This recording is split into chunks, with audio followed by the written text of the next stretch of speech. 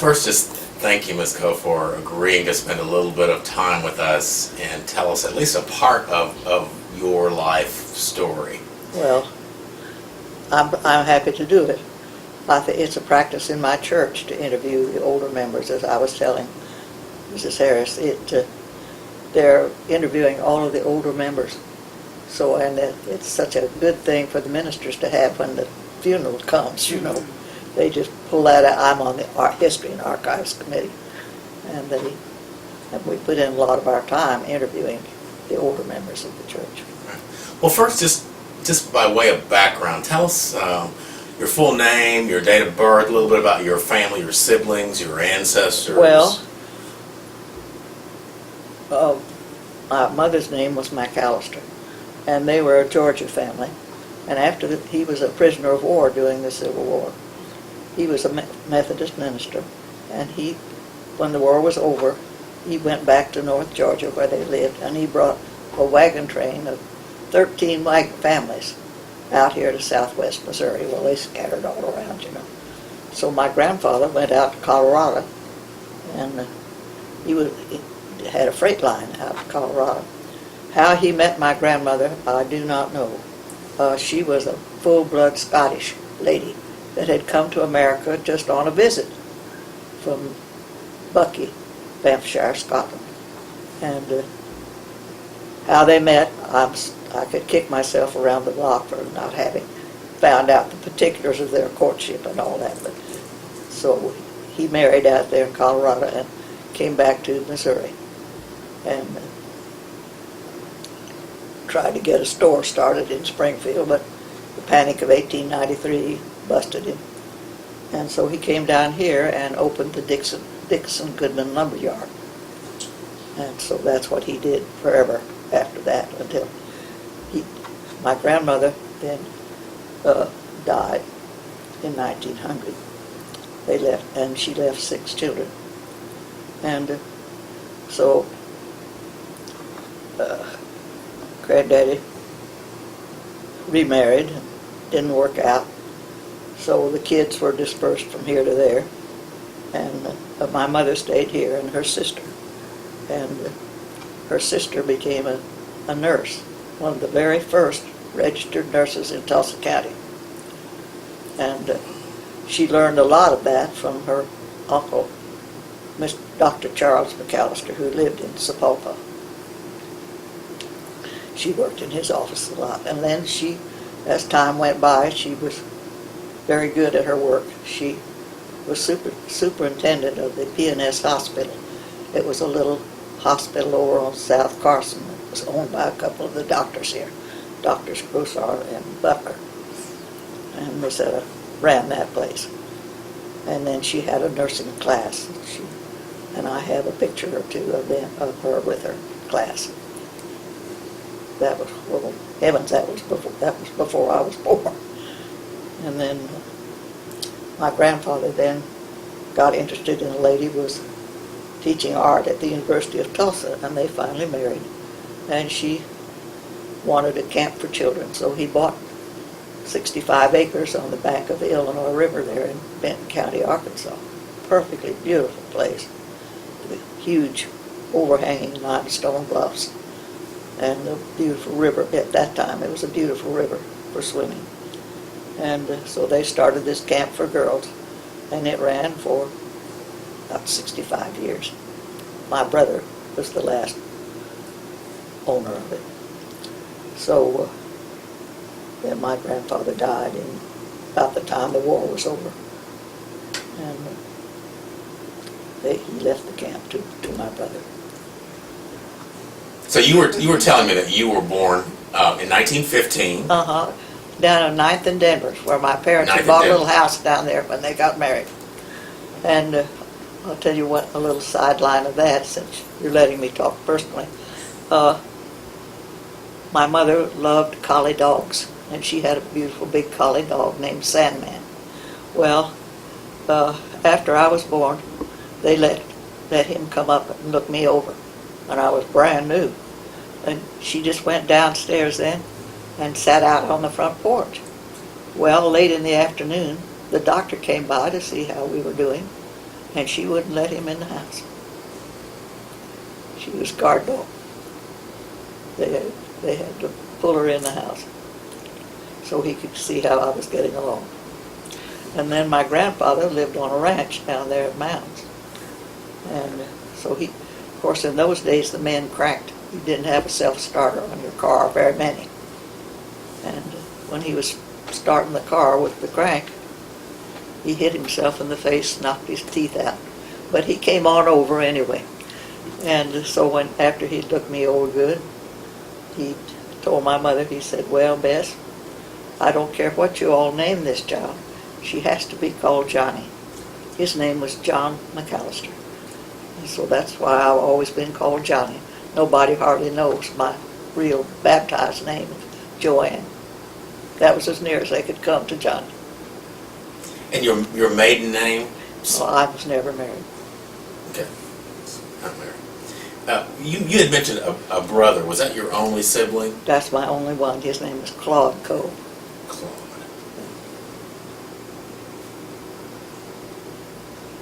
What about other relatives, first cousins? Well, you know, at one time there were about 25 of us. My dad had 5 or 6 brothers and sisters, and they all had families, and we had about 25 first cousins there for a long time. But it's down to myself and Kenneth Coe, and then Franklin Bumgarner, who lives out in Arizona. Kenneth Coe lives at Inverness. Those are my only 2 first cousins on the Coe side of the family, and on the mother's side of the family, I have one cousin, a lady named Margaret Clay, who lives in Lubbock. That's all there is of us. Except, of course, there's the second generation. They're children that I know. Some of them. Now, being born in 1915, we recall that America was pretty rigidly segregated by race during that period. Is there anything that you recall about that segregated era, personal experiences, things that you saw? Well, I know that my mother always had the colored help. She got along well with people, and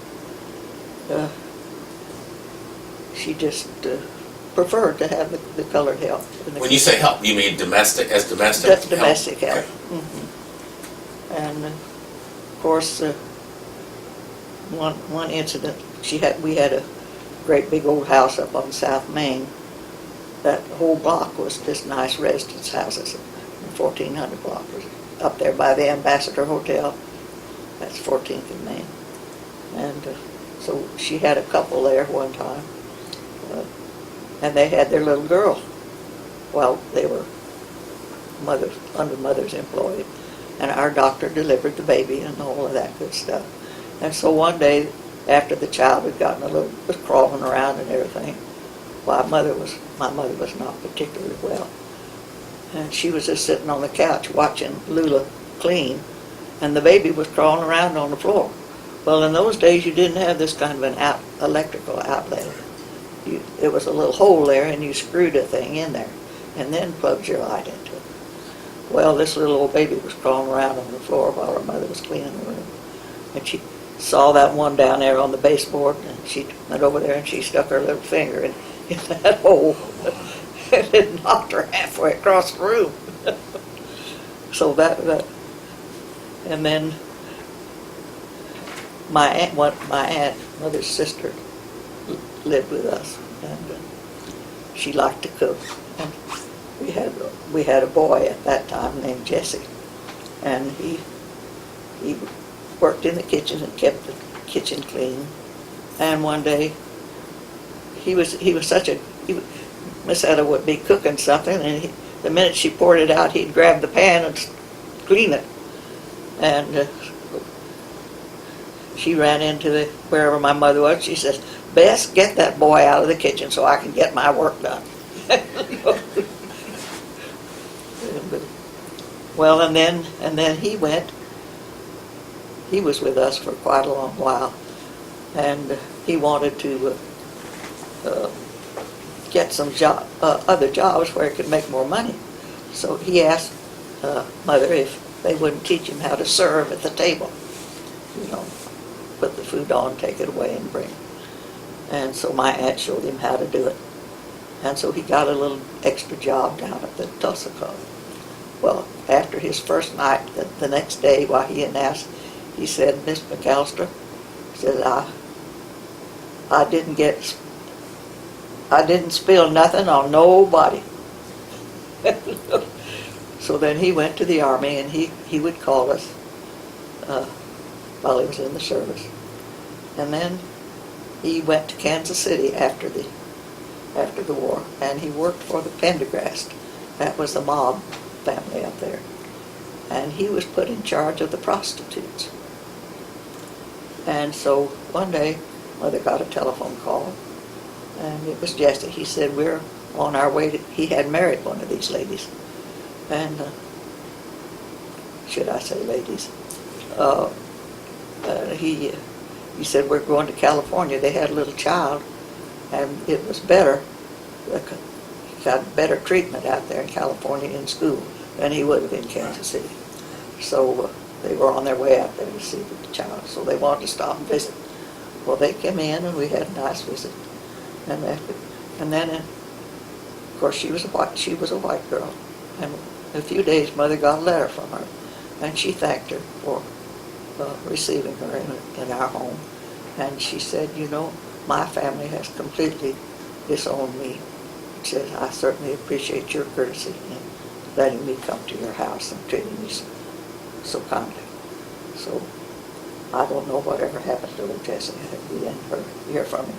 But you kept in touch for several For years. a long time, Right, after right, several, right. any number of years. Do you recall whether Jesse lived over in the Greenwood community, which was the historically black community? The only time, I don't know where Jesse lived before he came to live with us. We had quarters in the big old house, had a full basement, and there was a big bedroom, and there was a bath down there, and that's where he lived when he was with us. But I don't know anything other than that. I don't know any of his personal life, where he was just a kid from the country somewhere.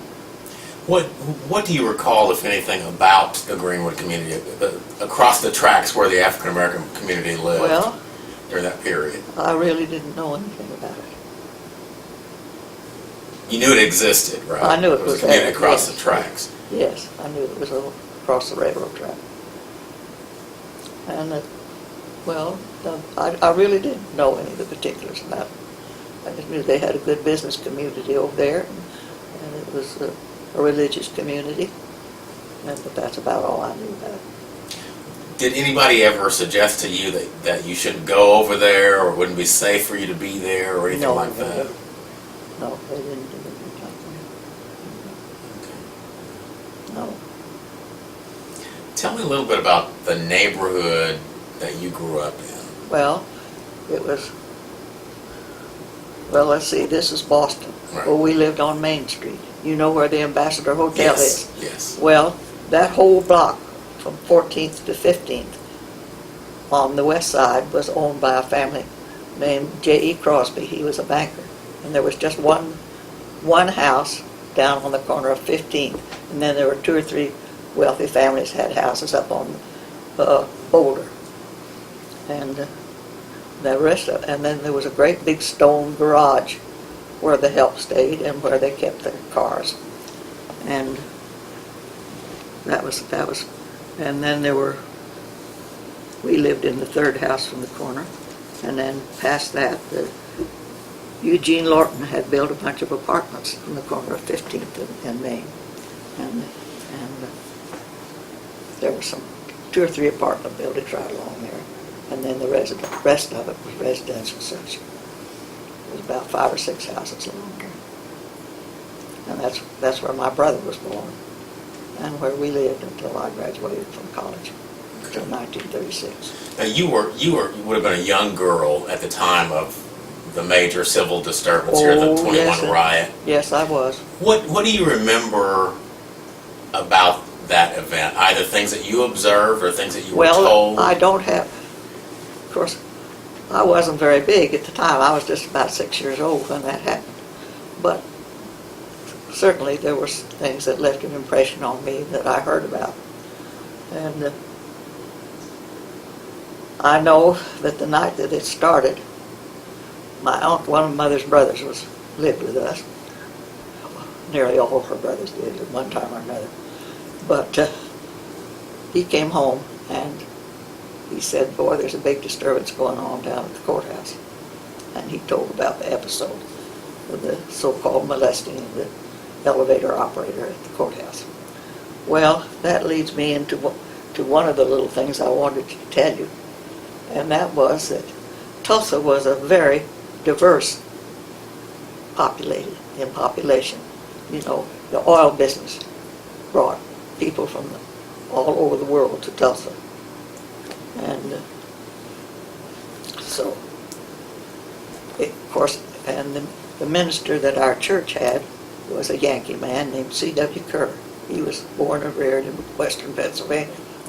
And when the church it was a church of about maybe 150 people in, when was it? About 1900. They needed a new preacher at the First Presbyterian Church. So C.W. Kerr was pastoring a little church down in Edmond. So one of the merchants here in town got him to come up here and give a sample sermon. Well, you have to remember that Tulsa was a very diverse town. And so he gave his sample sermon, and that night there was a fire. Some building caught fire. And everybody in town, of course, went to the fire. My grandmother went to the fire, and that was my mother's mother.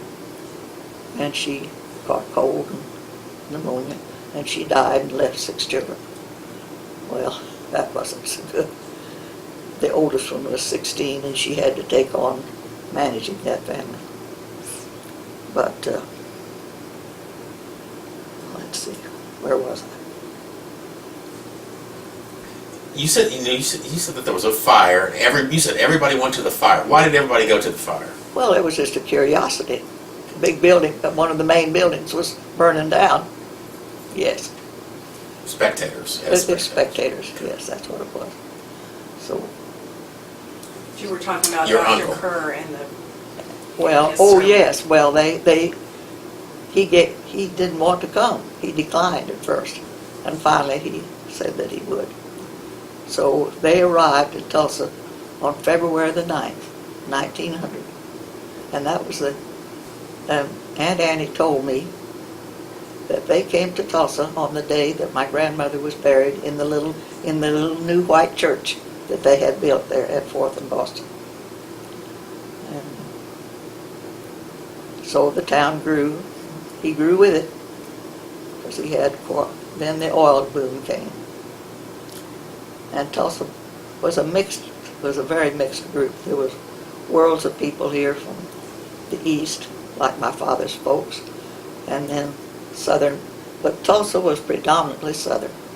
Well, one of the things that Mr. Kerr did was during the riot, he housed a good many of the people who had been burned out in the basement of the church. The First Presbyterian Church. The First Presbyterian Church.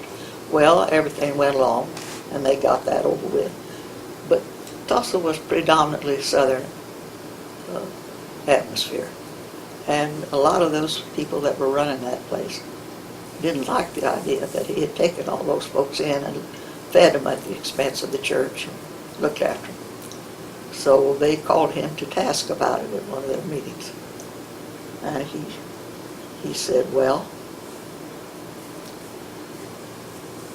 we have a savings account. We can replace any of the money that was spent on feeding these people and look after them. Or he reflected a little bit, they said. Then he said, after all, he says, we've been here 21 years now. Maybe it's time we found a new church. Well, that didn't sit well with him at all, because he was popular. And there were a great many of the oil men that came out here from the region from where he was born and reared. And they were that's why they made such a success of the church. So they didn't want him to do that, so they just let it settle down. But there had been talk that the congregation was getting too large for the church, the brick church building with a dome on it. You've probably seen pictures of it. And so they suggested that they give them, that perhaps a palliative for that would be to build a new church. So my aunt and one of her sisters traveled around over the country to where construction of that type building was going on, and came home with the idea, and she was fundamentally responsible for the fact that there's no columns under the balcony or anything. It's wide open. And so they got that church built.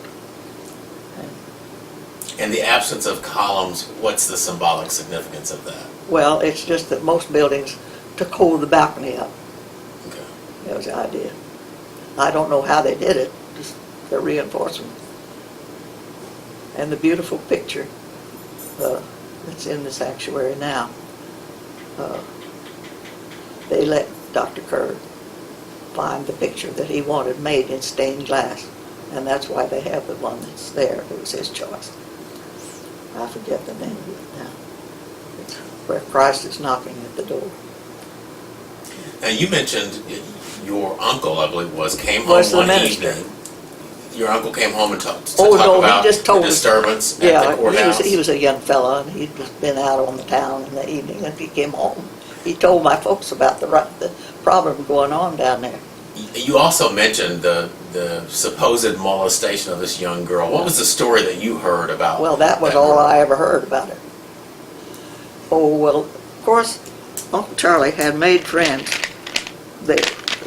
Well, of course, that little town where they all lived was one of the stop-off places for the Underground Railroad. The colored who were escaping from the plantations and all came through Parker, and a lot of them just settled there. And of course, all the Coe children went to school with those. The schools were mixed. There wasn't any division of the schools back there in Parker. So when Mr. Kerr then came to Tulsa, was the pastor, he had very excellent terms with the ministers on the north side. So when that incident happened, a delegation of them called on him to come. They were going to lynch that young man, and they came down to the house and asked him to see if he couldn't come up there to the courthouse and stop the commotion. So he agreed to do it. My aunt said after very much prayer, Hawley, his son, took him down to the courthouse, and he was able to keep them from raiding the jail and getting him out. But of course, after that, they went up there and burned down the town, after that incident, although they didn't murder the young man. Did you have any sense that your family, your folks thought that something had actually happened with that girl, or? Well, my Uncle Tom didn't say, but he just said that they're saying that a colored boy molested a girl in the elevator, and so they were all excited about that. But Dr. Kerr stopped the riot, lynching him, getting him out of the jail, and everything. But then they just gravitated on up to Greenwood and set the town on, burned the church, all that good stuff, What do you remember either seeing or being told about how the Greenwood community, the black community, looked during and after the riot? Well, I was never up there. I was just 6 years old. Okay. And, I just knew that it was all. I knew that they had hundreds of them over at the ballpark at 10th and Elgin down there, was where the baseball team played, and they put an awful lot of those families that were burned out. They kept them in the city, kept them there in the ballpark. My aunt, being a nurse, she went over there and did a lot of good things, and that's about all I know about that. Is that the city took care of hundreds of them over there at the ballpark until they could get things cleared up and get started building, re-erecting the houses for them. When you think back on those events, particularly the event of the riot in 1921, what do you think in terms of who was responsible for what happened? Well, there were just a bunch of ignorant people that I don't know whether the man molested the girl or not. I never knew. But then I just don't have any time for a mob rule. You know, the mob taking over and administering justice. I don't believe in that stuff.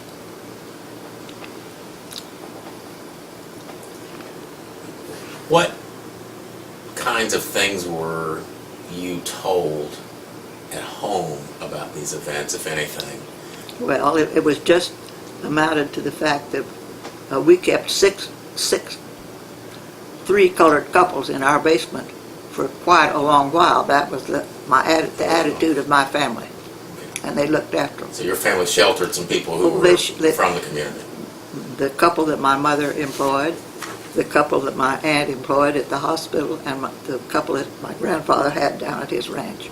And the six of them lived in our basement for quite a while, till they could go back to the country, or Miss Etta then reopened the hospital and then went back to work. But I was raised that that there wasn't any difference in people. Your blood is all the same color.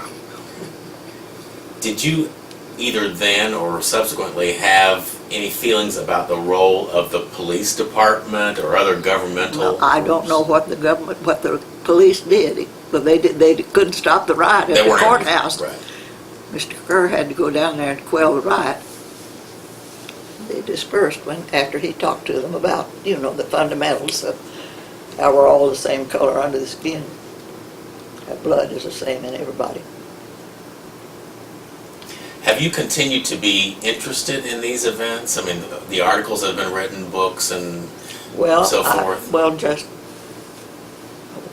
Of course, I was aware that the church was burned and that the town was devastated, and that it has never come back to the business prominence that it had before the riot. But I think things are taking shape, are going ahead pretty well right now. This project you all have got here is wonderful.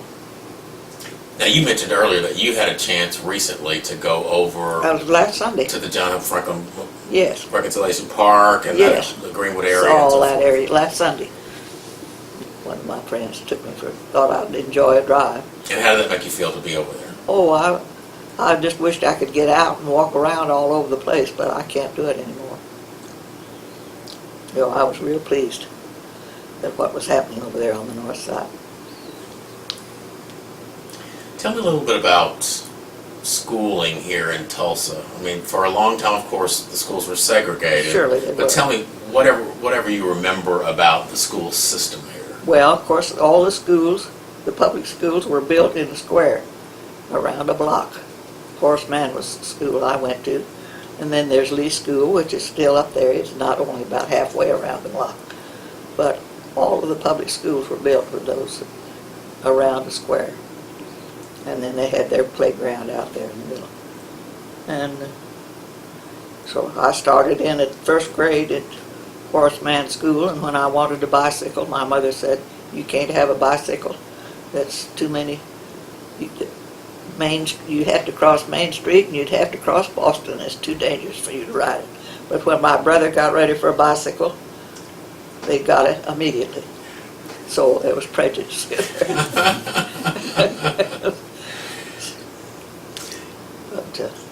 Did the students who attended the white schools have any kind of interaction with the students who attended the black school? I don't recall that they did. Perhaps at the citywide music programs or something that they might have. Special occasions? Yeah, special occasions. No, I don't think there was any. We just had our big playground there out in the middle of the schoolyard,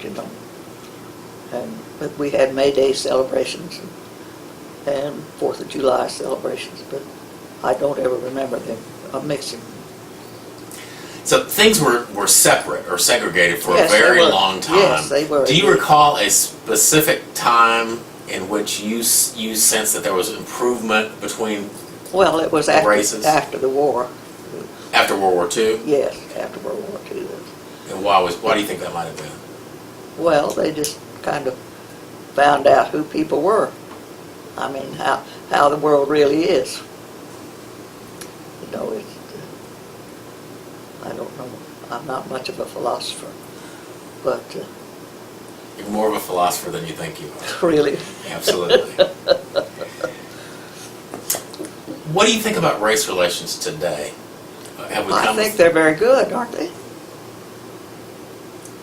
Why? I work at the church a good deal, and the man that does the most does more little favors for me than anybody is one of the colored workers up there at the church, James. I think I have a very good relationship with the folks at the church that are in the kitchen and down in the lunchroom where we have our meals and celebrations from time to time. I think most everybody who works up there at the church, volunteers up there, shall I say, they feel the same as I do. So you sense improvement? Oh, Lots of improvement. there isn't any prejudice there that I know, that I've ever noticed. Not ever.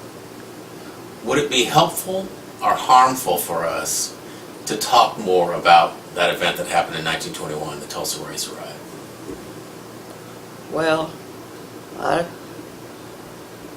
Well, I think everybody should know the history. That it was just a bunch of bums that made that go off. No, I think it should be lots of propaganda about it, so everybody know all the particulars. So by knowing the history, then Yes, we're allowed to go yeah. forward from No, I there. think that would help their attitude if they have one. What else might we consider doing to improve race relations? Teaching our history is part of it. Anything else that comes to mind immediately for you in terms of improving race relations? You forgetting that my brain is 97 years old. It's like wine, it improves over time, right? Well, you know, I asked the doctor if I might drink a little wine, and he said, yes, you can. that's great.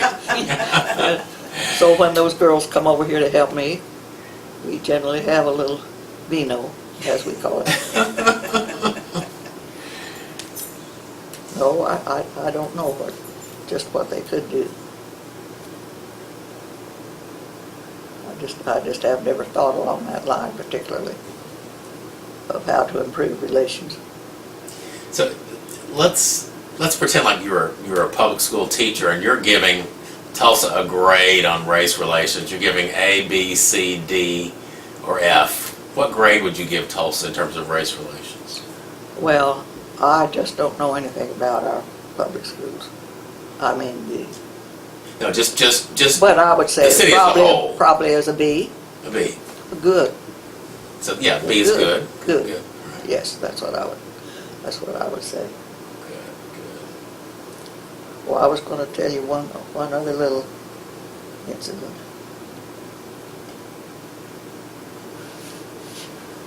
Let's see, what was it?